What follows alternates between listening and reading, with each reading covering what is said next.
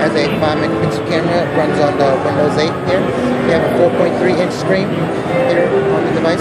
If you have your Xbox Live, just like most other Windows devices, you can sync up your Xbox Live account, as you can see here, sync it up to the phone.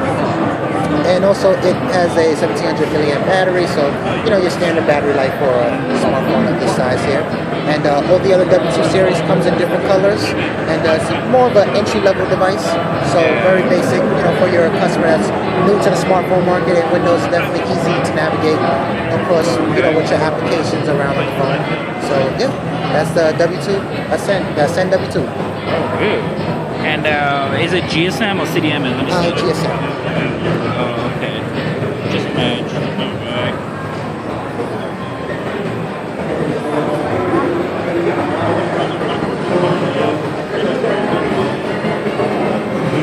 So, you have an idea how much it's going to go for? No price.